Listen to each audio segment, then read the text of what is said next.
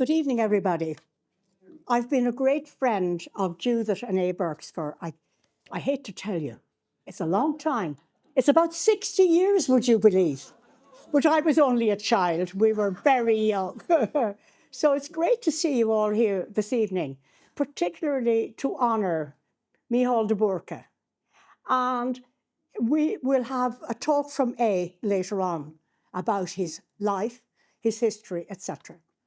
Now, this evening, I would like to ask Dr. John Turpin to just say a few words about Micheal. John is very good historian. He's done the history of art in UCD and the Courtauld Institute of Art in London. He was appointed Professor of Art History in NCAD in 1975, and he took over as a director from 1989 to 94. Correct me if I'm wrong, John. So he has written a history of the RHA, of which Micheal was also a member. And Volume 1, 1823 to 1916, and Volume 2, 1916 to 2020. John is also a member of the Contemporary Irish Art Society, as well as many other institutions. So I would like you to give a warm welcome to Dr. John Turpin, please. Thank you.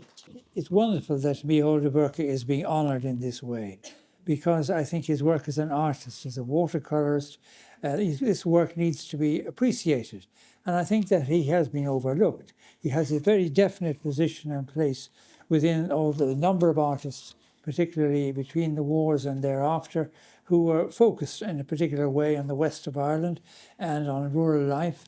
And I think his works do reflect that.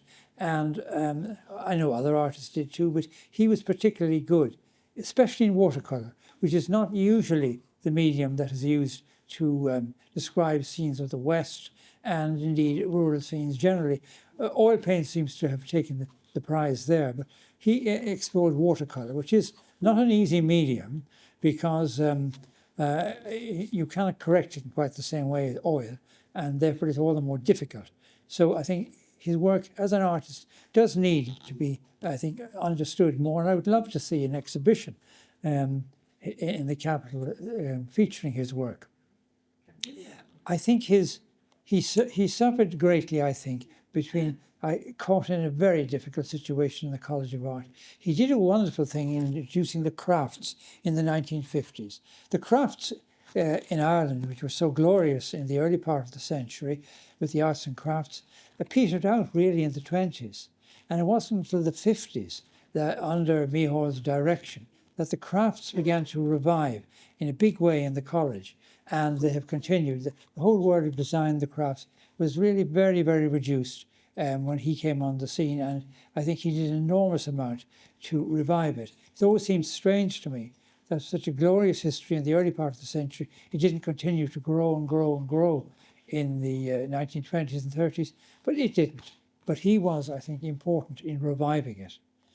I think that he was at a difficult point in our history, whereby we were changing and modernity was coming in, and he was right in the middle of that.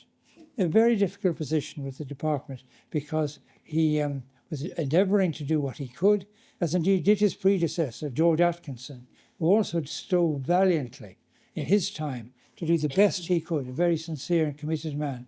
But times were difficult, and I think that both men found dealing with officialdom and trying to advance the best for the artist was not always an easy thing. It is different today when there's a whole different climate of thinking about these matters, and it's much more easy and finance is more available. So I'm delighted. I am looking forward very much, and I hope you all are. And that's why I'm here. I'm looking forward to hearing about Micheal and his achievement as an artist. So I have great expectations, as you have, to listen to what we are going to hear this evening. Thank you. Now, the next person I'd call is Kenneth Donfield. Kenneth comes from the NCAD. He was appointed a lecturer and teacher at 22 years of age, no less. He was just a baby, 1985, I believe. Yes. Part-time at that stage, and now he's permanent. And his forte is portrait painting. And he's actually in the process of doing portraits of some of our very famous people at the moment. And the exhibition will be at the end of this year. So we're going to post that up on the United Arts Club. Yes, and we will all be able to enjoy and see the portraits. So I'll now hand you over to Kenneth, NCAD, where Micheal de Burca himself was. Thank you very much. Thank you very much, Mary. Just going to follow on from what Professor John Turpin said, because John is a very distinguished art historian and scholar, and indeed John himself is a past director of, can everybody hear me, yes? Past director of NCAD. But Micheal de Burca is very, very interesting to me and always has been. I never met him, obviously, but I do remember even when I was 21 being cognizantly aware of his work, because his work fits into, he's born in 1912. He goes to the, sorry. Is that, can you hear me? You can, yes? Yes. So he was a very, if you read John's book, distinguished student. And then as a young man, he became an inspector. He was very young when he got these posts. And indeed, at the age of 30, in 1942, he's appointed director of NCAD. I don't think that could happen today. That was an extraordinary feat. I'm just going to say a few words about his paintings because John has covered very well the whole history of his tenure within the college. He served for 30 years. He was director until 1971. Obviously, I don't remember him myself. But his paintings, two things, his oil paintings are quite exquisite. He does fit into the canon of history within Irish painting. If you think of people like Henry Healy, John F. Kelly, the great portrait painter, and several others as well, painted in that genre. He was painting landscapes. And of course, he was following on from the tradition, one could say, of Paul Henry, who was obviously earlier, but he was painting landscapes in the west of Ireland. And I think his painting is very sensitive, very poetic. He was a very, very fine draftsman. If you look at his compositions, he obviously very well trained and very well schooled, and he did have an enormous talent as a painter. So he fits into, I would say, the canon of history of his peers. Sean Keating, of course, was older. Maurice McGonigal was born in 1900. Maurice McGonigal was professor of painting after Sean Keating in the college. NCAD today don't have a professor of painting. They have a head of painting since the revolution. And then there's a professor of fine art. But what I love about the people of that time, whilst they were teaching and very distinguished, they were also continuously practicing their own work. So he was a member of the RHA, and indeed he was secretary. Micheal was secretary of the RHA. So he had, by our standards today as an artist, a very successful career. And then he was director of NCAD right up until 1971. He did, at the end of his career, he dealt with the situation in the College of the Revolution, which was needed and appropriate, but there was a lot of people who did find, I don't remember that myself, but there was a lot of people who did talk about that whole period as being difficult. My primary focus, I would, include Micheal de Burca when I'm giving painting projects to some of the students, along with people, as I said, like the late Henry Healy, Thomas Ryan. All of those painters are traditional Irish painters, but they all have in common they had a great abundance of talent. And they had a great understanding of what it was to be a working artist. They could be accused of being a little bit old-fashioned and behind the times. I'm not too worried about that. That relates to Munning's speech in 1948 about Pablo Picasso. When Munnings was president of the Royal Academy, I think it was 1947, he made a speech about Picasso, which is legendary. And he got himself into hot water as well. Picasso, of course, was a genius. There's no doubt about that. I mean, his exhibition just finished at our extraordinary National Gallery last week. I gave 3 talks at it for NCAD. It was just showed you a synopsis or a snapshot of his work. Picasso was a genius. Micheal de Burca and his contemporaries were very talented working artists who did what they did and did it very well. And in the canon of their history, they have a place in our history, in our culture. And of course, he was a great teacher, and he would have influenced many artists who came after. I think he was a very fine artist, and his work, the works that we can see around the Arts Club today, when you look at his watercolors, he was an exceptionally gifted watercolor. And any of you that paint, and I know there are some very distinguished painters here, watercolor is much more challenging than we think, because you have to do it in washes. Your drawing has to be very proficient. And I think Micheal de Burca, along with people like Tom Nisbet, I know they're very traditional, the great Tom Carr from Belfast.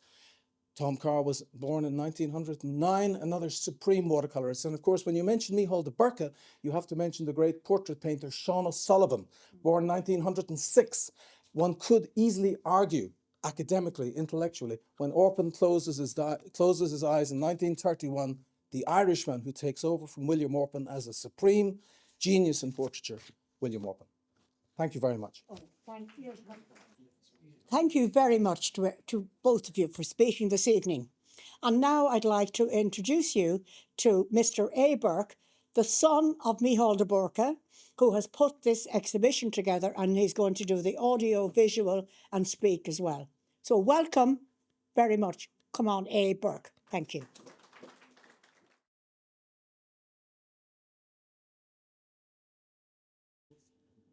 For most of you here in the room, I want to paint a picture, excuse the pun, about Michael's background to help you understand why he made such an impact on the world of art. So please bear with me while I give you a bit of the history of the family. His grandfather, my great-grandfather, Joseph Bourke, was a saddler from Ballinrobe in Mayo, together with his grandmother, with my great-grandmother Anne, also from the same area and also from a business background. They took over the saddlery business in Castlebar in 1882. And already knowing his trade, he kept a shop in Ballinrobe, but also opened another saddlery shop in Westport. The Bourkes were people on a mission, and they subsequently opened, as I said, they opened Westport, but they spotted the trend in transport and the way things were evolving in the 1890s, and they switched to saddlery, or from saddlery to bicycles, closed Ballinrobe and Westport, and concentrated on Castlebar. Joseph and Anne had 9 children. Thomas, or Tommy, or the Duke as some people called him, was the eldest son, and at 14 years of age he actually was sent to Westport to run the shop. As time moved on, they closed the shop in Westport, they concentrated on bicycles, and Tommy moved back to Castlebar and set up a mail order catalogue business.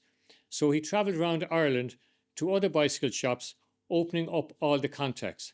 He met Madge Ryan of Tipperary town, and they married in 1911. They set up house in the Market Square in Castlebar, and then moved to Maryland House, Castlebar, where they raised their 6 children, Michael, my father, being the eldest.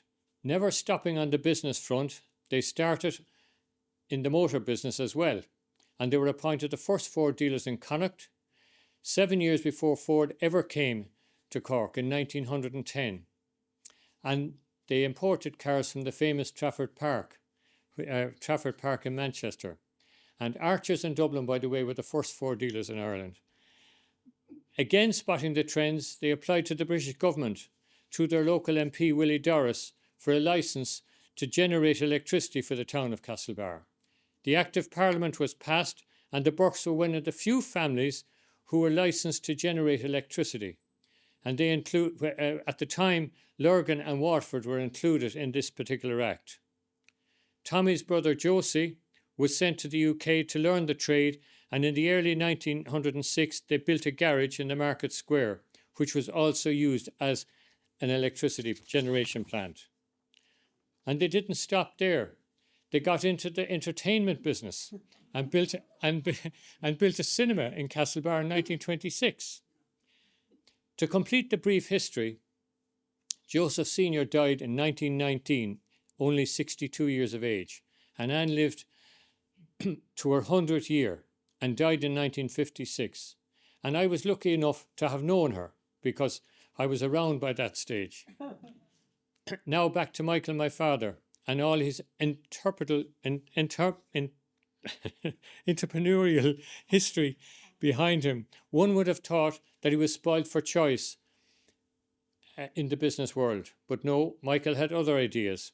He set out on his own path, went a different route altogether, and credit to his parents, they allowed him to depart this massive business enterprise, which was absolutely massive at that time, and allowed him to go to the after completing secondary school in St. Gerard's in Castlebar in the early 30s, he headed off to the Metropolitan School of Art in Dublin and made his own history. Because he came from a business family who got things done, and this is very important to get this message across, in our opinion, shaped him well for his future career, helping him out of his teenage years. He was familiar with the rough and tumble of business and the financial side of things. What puzzles us is that we haven't found any records, any previous records of the artistic streak in the Burke family, and that would have given him the idea that he certainly might have had a background there, but he blazed the trail. So our own son Niall, who unfortunately can't be with us here tonight, is very artistic. He's particularly interested in pen and ink. He does this as a hobby, and it comes in very handy for sketching and plans in his day job as a civil engineer. And we've Pete Hogan here, known to many of you for his quirky paintings of Dublin streetscapes, and he's over here in the corner.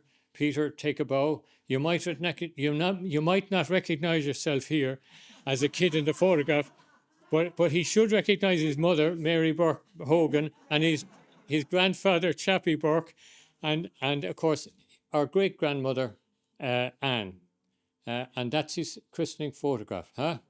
How about that? We also have Tricia Burke Slowey in Ballina, who specialises in acrylics and oils. She excels in portrait painting of people, pets, animals, and she'd love to be here, but unfortunately can't make it tonight.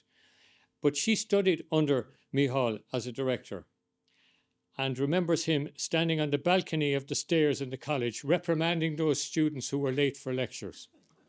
I don't know whether Mr. Turpin remembers that, because she'd have been there at the same time as you, John. Tricia Slowey, Tricia Burke. She was there in the 60s. These are just a few of the that I can think about offhand. Joe, Clora and myself, my brother and sister, none of us seem to have picked it up. So I'm hoping that there'll be more budding artists down the line. I think Joe and Clora are there somewhere. So whilst the Metropolitan School of Art Michael got a lot of local publicity for his watercolours. He also won many awards, including the Taylor Award with his friend and sculptor Peter Brennan, whose two sons are here tonight, Luke and Fergal, down at the back of the room there. See you, lads. And I'd like to thank my friend Dick Langford, who some of you in the department would know. He was retired now from the VEC in Cork, but he served with the Department of Education for years. And he gave me some information about the Metropolitan School of Art when it was part of the British establishment run from Windsor House in the UK. So in 1900, control passed to the newly established Department of Agriculture and Technical Instruction in Ireland, with Horace Plunkett at the helm, based on Merrion Street, albeit all the funding coming from the UK. Major reforms were introduced before the First World War, notably the development of the craft classes, particularly stained glass, students like Harry Clark, Michael Healy, Wilhelm Geddes, enamels and metalwork, as well as life classes taught by William Orpin. An interesting thing about William Orpin, those of us that are here that lived in Glenart Avenue, William Orpin lived on Grove Avenue, and he was very fond of his wine. So when he was there, he used to dump the bottles of wine, the empty bottles of wine, I should say, over the wall into the back gardens of the people in Glenart Avenue. So when the O'Neills and the Cosgraves and the Burkes were digging the back garden during the Second World War, all they were doing was picking up glass. So from 1914 onward, the school experienced difficulties in terms of resources, and John has already mentioned that, and the subsequent political instability, as well as the First World War itself, and our own civil war in 21-22. So in 1924, the Department of Education took over the control of the Metropolitan School of Art. The new government decided to bring the college under a subsection of the Department of Education run by TIB, the Technical Instruction Branch. So in 1936, the Metropolitan School of Art became the National College of Art, when professorships in design, painting and sculpture and weaving and ceramics were subsequently added. Micheal, after completing his training at the National College of Art, applied to the Department of Education, again TIB, which was responsible for developing and staffing vocational schools in Ireland, as an art inspector, both of secondary schools and vocational schools. Being employed by the Department of Education, he had to have fluent Irish. So he took off to Connemara for 3 or 4 months and fell in love with the language. So at that stage, he knew he'd have to use the name Micheal de Burca. So he started to paint under the pen name of Micheal de Burca. And most of his oils are painted by under that pen name. He also, in the 50s actually, decided that there were travellers in the west of Ireland called the Mahans. So he used the pen name Marcin Mahan. Or was it Marcin? Anyway, he used that pen name. So if you see a few paintings with Mahan on them, it's Dad's. And there were watercolours.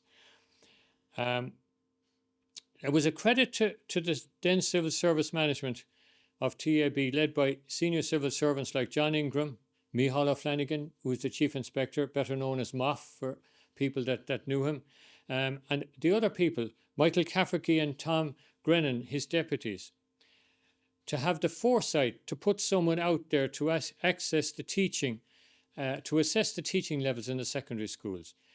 These people are unknown, but they were such a huge driving force in modernising technical training and art teaching from the 30s to the 70s.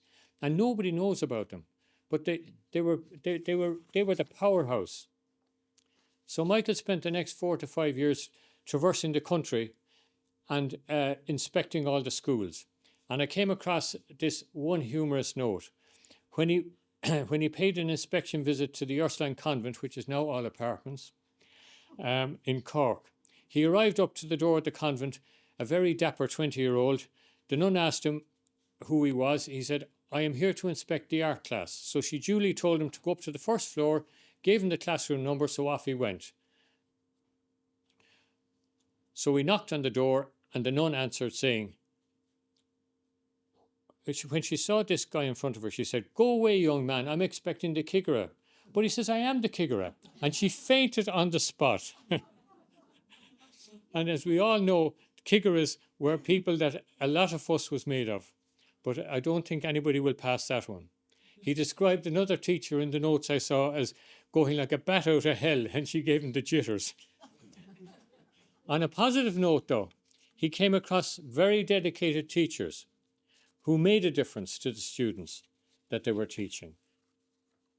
But his real work was assessing the levels of teaching in the secondary schools and the VEC, and overall it was very weak.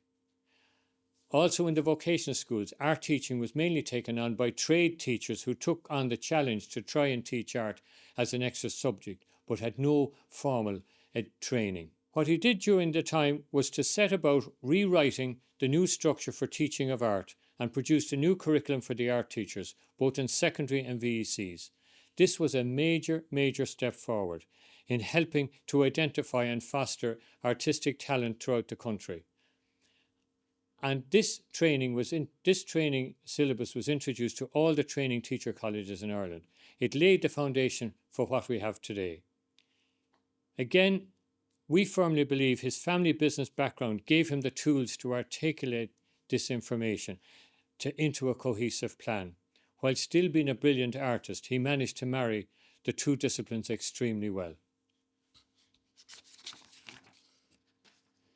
Well, in 1941, he was appointed acting director of the college, following the sudden death of the then principal, George Atkinson. The appointment was a major statement from the then minister, Thomas Derrick, who had to appoint somebody so young. In actual fact, he was only 28. Oh, wow. Yeah. But the feedback from the management team on what he had achieved in rewriting the introduction of the teaching of art, he must have felt that he had gained the appropriate experience in this role to understand the work that was and the enormous challenge that he was about to face. This appointment confirmed in 1942, the year he married our mum, Bridie Kelly from Westport. Deviating a small bit from the story, Bridie's father was a master carpenter and cabinet maker in the town of Westport, and he was very close to the moors of Moor Hall, and he did an awful lot of work there for them. But he had two brothers, and they got jobs in Belfast because work was scarce in the south. So they worked in the factories at the Harland and Wolff shipyard, where they pre-made all the cabinets, stairs, and general woodwork before being fitted to the Titanic by another team of people. So the level of accuracy, and I spoke to some of them years ago, and they said to me, was unbelievable, because they had to make everything, and when they took it onto the ship, it had to absolutely fit perfectly together. They never set foot on the ship, so when they were completed, they were told, well, they got their walking papers because they were from the south. So they said to each other, we better go down and have a look at her before we leave, because we'll probably never see her again. No, that's, you know. Now, after straying a small bit, we'll get back to Michael and his job.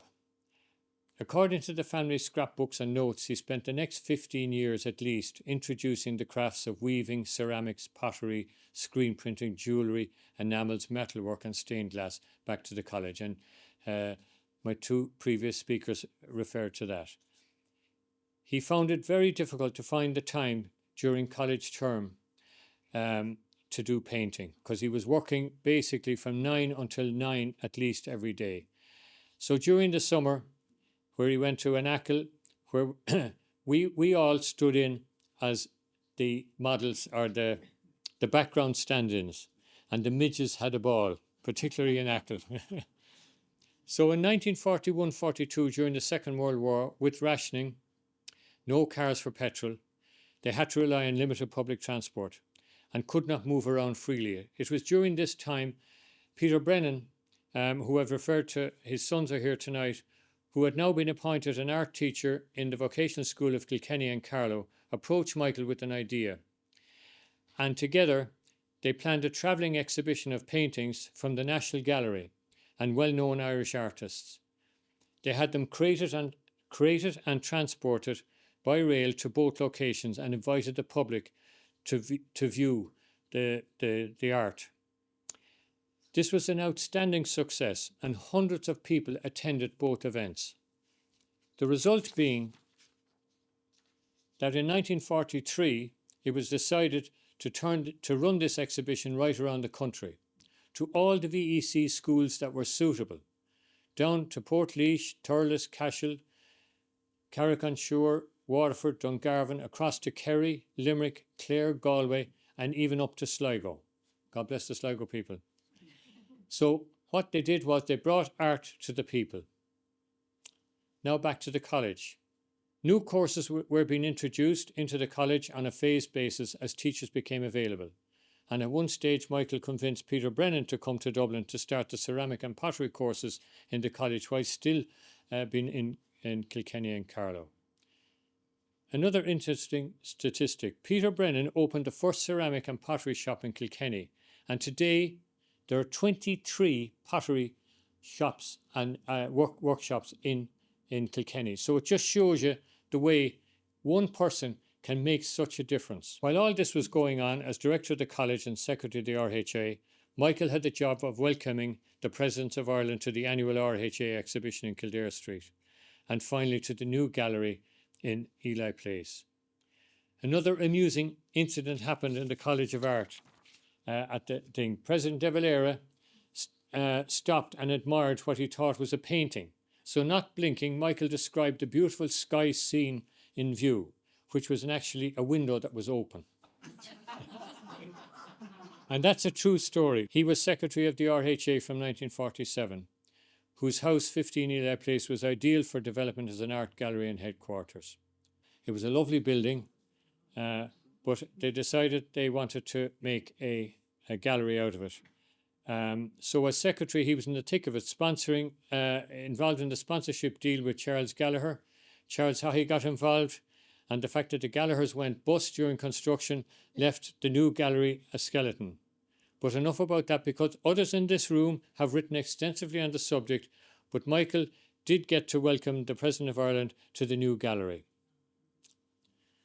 Another interesting story that goes back to the college is that of Paddy McElroy, and some of you here would have known him, and the problems that they had in trying to employ him, because they had the embargo on money, they had embargo on staff, and the hoops that he had to go through to move Paddy McElroy from CIE to being a full-time lecturer in the college was unbelievable, because Paddy was a genius at jewellery making, metalwork, enamelling, and he wanted him there, but it took years to get him appointed, and that was all due to the restrictions that he had to live under. With everything, Michael enjoyed a pint with his friends. And anybody that recognised the photographs, that's the 3 ton in Blackrock. And also, he managed to have his own exhibition in the Grafton Gallery in 1947, in which he exhibited 44 pieces. Our mum is the unsung hero, because she never saw him, because he was going morning, noon and night. And she was left with the job of wearing Joe, Clora and myself. And it was a tough time for her. The restrictions on the headcount is where Michael felt the frustrations and the lack of funding. He fought the battle all his life. And he told us at home, the best Minister of Education that he had was actually Paddy Hillary. He became the president later. And he was the only man that got it, as he called it, and saw the need for the funding of the college, because he knew that the development of the arts was so important. But most politicians said there were no votes in art, but he had to struggle on. So the crunch came in the late 60s and early 70s, when the Flower Power movement of student protests started in the US, Germany, France, and in Ireland. They honed in on the National College of Art and highlighted the lack of funding and facilities in Kildare Street, the home of the NCA since 1920, where there was no room to expand. The pressure on Michael and the staff was horrible. They were left hang out to dry by the politicians, and that's my own personal view, because we lived through it at home as well. They couldn't get the resources, they couldn't get the teachers, and the students were increasing all the time. And it was so frustrating. It really, really was. All the years of painstaking hard work in bringing back the teaching of art to the schools, creating a whole new wave of artists, they saw it crumbling around their feet. So in 1971, the last straw, when the students chained themselves to the railings outside the entrance of the National College of Art and the National Library, Michael resigned as director of the College of Art in 1971. Heartbroken, he spent months in hospital, never painting again, and I think that's the scandal. He did, however, move to another role in TIB, again set up by the TIB people, and he was sent out to the regional colleges, the RTC, and he was given the job of reporting back as to how art was actually integrating into the new RTC structure. Mamhan himself retired to Westport, and she preceded him in 1982, and he passed away in 1985. So I hope this chat gives you a flavour of the work that he and the teachers and staff who supported him in his 30 turbulent years in the college. They were a great team of people. Excuse me. And I know there are people here tonight that can add a lot to the story because they lived through it too. And it would be lovely to hear your views. Finally, I want to give a big shout out to Judith, my wife, our daughters, Michelle and Caroline, and a big thank you to the UAC team for getting behind the talk. And thank you all for coming tonight and letting us tell Michael's story and supporting the Restoration Fund of the club. Thank you.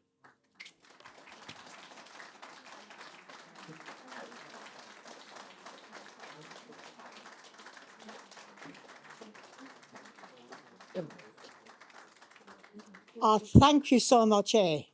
What a heartfelt presentation you've made this evening. It's wonderful because, as you said, the unsung hero, maybe slightly forgotten, but after tonight, we've introduced him to a new generation of people.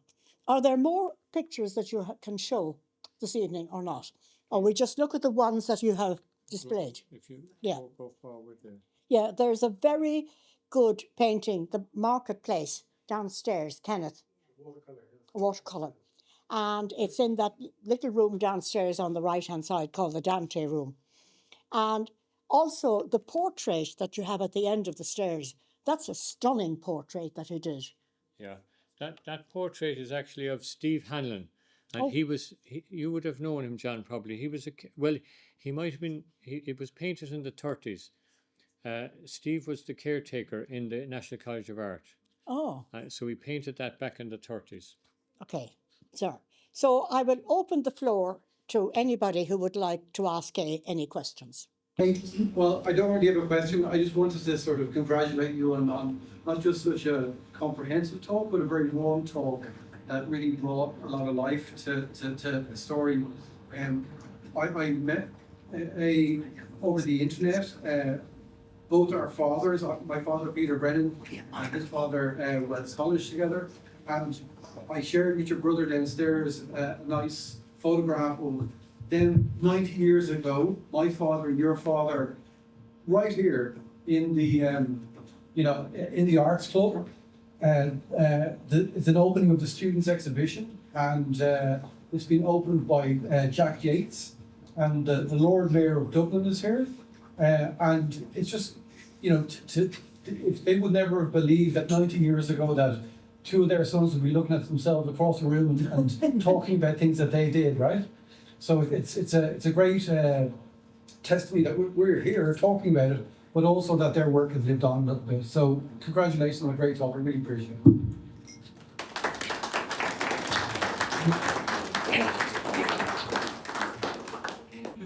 Sorry. Yeah, I think it's very sad. It's a beautiful talk, and thank you for introducing his work. I think it's very sad that you said he stopped painting in 1971. And as a painter myself, I know what that means when you're so passionate about what you love and to stop. And I'm just thinking for himself, did he transfer that to something else? Did he have some other creative outlet, or did he just give up completely? Did he leave his brushes there, his easel, his palette? Did everything just sit there, or did he put it all away and stop? He developed a shake in his hand, and that was probably the beginning of the end for him in terms of painting. But he did enjoy himself in Westport.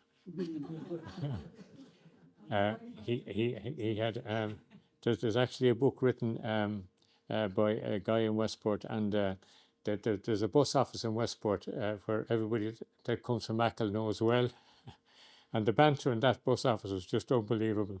It made actually. They got several mentions in books about they used to absolutely lambaste one another. So it was like a daily slagging match. But no, he did. He enjoyed Westport, and it was super to see him.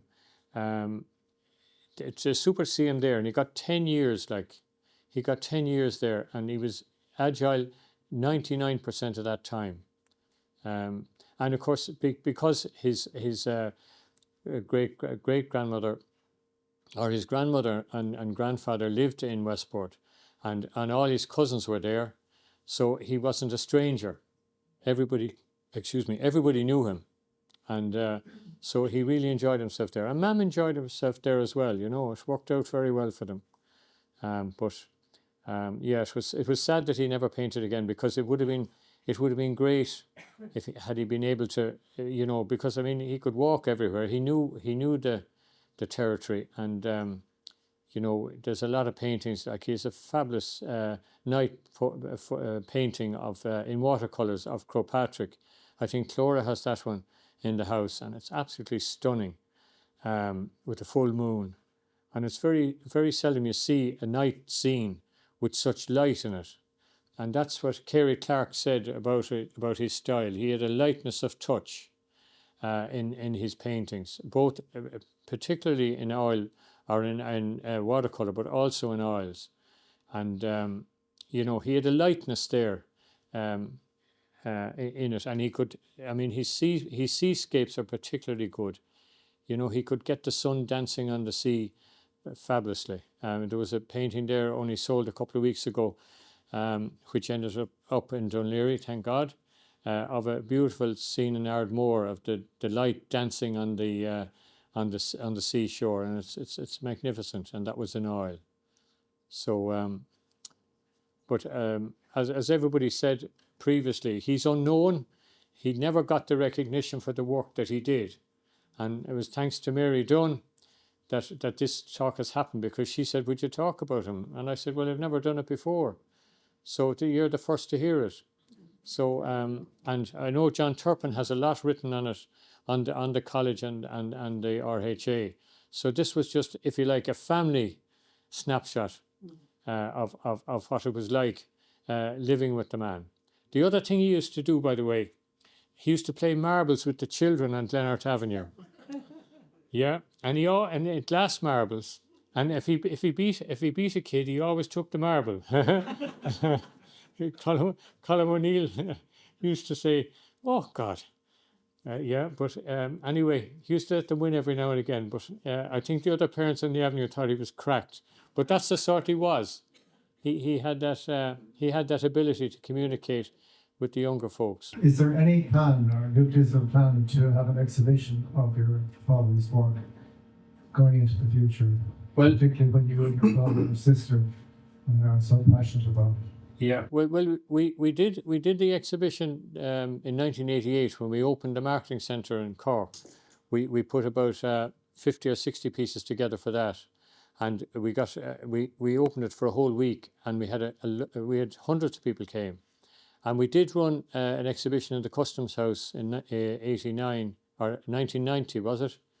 1999, Caroline, but probably 99. We ran one in the Customs House in Westport. And that was very well attended. And a lot of people came up from Achill to see it. John McHugh of Achill organised it. And I think he ran a bus. Am I right, Edward? I think he ran a bus up from Achill for people that wanted to see the paintings there. So, and we haven't run an exhibition since. No, we haven't. But we're watching. We're watching the sales, and if we like pieces between the family, we're picking up some extra pieces all the time. But maybe it's something that might come out of tonight, you know. But there's a lot of work. There's a lot of work attached to it, and it's because he's not known. You'd wonder, would you get the support for an exhibition? That's the issue. So anyway, yeah, we hadn't forgotten about it, but it might happen. Might happen. Tony, Anthony, you probably knew me as subtle. I was the older kid on the block. Obviously wise enough not to play marbles, which I about 3 years older than us. But it doesn't sort of expand on what I'm trying to get your story of all of the houses along that side of the road on Glenart Avenue, back onto what had been the orphan where orphan had run on. And you're saying that your father was complaining because he dug with that garden, finding nothing but glass at the end of your garden. And we were about 4 doors up from you, and my father had a similar complaint, but it was nothing but oyster shells. The orphans were very discreet in throwing different parts, different areas over the wall. And maybe the wine cellar was one end of the house, and the kitchen, the shell shuckers were at the other end. But one thing, correct me if I'm wrong, again, my memory increasingly fading. But I think Glenart Avenue began to become a bit upmarket towards all of our later years there. And maybe somebody, I don't know, complained, your father was not a great natural gardener, if I remember correctly. And your front garden had a sort of robust, wild look to it. Maybe somebody complained or he heard that somebody complained. And I think he reverted to his Western Ireland roots because he planted his front garden very carefully with row after row of potatoes. It was a fine crop of potatoes on the front gardens of Leonard, which I don't remember being harvested, but you can sort of fill me in on that one. Oh yeah, no. The back garden was a full market garden. He was a brilliant gardener, but he certainly was not interested in grass or looking after the front garden. Because as a kid, I remember I asked Mum. I said, "We got to get a lawnmower." So I got the job from very early on of trying to put some order on the front garden, because it was a mess. But yeah, they were secondary things. But no, we lived on the veggies in the back garden. He was a fantastic gardener. And the Hennertys were next door to us. And Doc Hennerty, as we called him, he was useless. He didn't want to know about gardening. And the Cosgraves kept a beautiful back garden, but no veggies, but they had apple trees. Barbara, do you remember that? So anyway, yeah, we were very lucky actually to live on Glenart Avenue, because and the great thing about Glenart Avenue is, thanks to Barbara and a few other people, we managed to get a couple of gatherings. We met in the yacht club in Dunleary about 15 years ago, and about 5 years or 6 years ago, before COVID, we all went to Westport. So a big gang of us arrived. So anybody that played or lived on Glenart Avenue is part of that gang. So that's still going strong. So it was a special place, and we were so lucky as kids, because we had the convent. The teacher training college was in Carysfort there, and we used to get yellow dusters, blue jeans and boots, and we became the 7th Cavalry. And we used to head off down the road, and there was where Switzers had their house. There was a sort of a short wall, and we were able to climb over the wall and go down to what we called Sherwood Forest, which was a walk the nuns had. They'd walk up, and they'd walk at this big plot of wild forestry, and we'd hide in the bushes while the nuns would be walking around, and then we'd go shoot arrows and shoot each other. But anyway, that was the fun that we got, and we were so lucky. We were never in the house; we were out all the time. But so yeah, it brought back memories. And as I said, I choked up there, but it hit a few notes. So thanks again for coming. Thank you so much, A. It's been wonderful to be here this evening. And we have in the audience here this evening Dominic Lee, who's an expert, and William Orpin. And Orpin was here in the club, as well as your dad, members of the club. There's so many people who were members of the club at that time. And they have left a legacy of paintings and artwork after them. So I will thank you all for coming this evening. And if you were able to give a donation, great. If not, there is a box in the hallway for any small donation to help with the restoration of this magnificent club.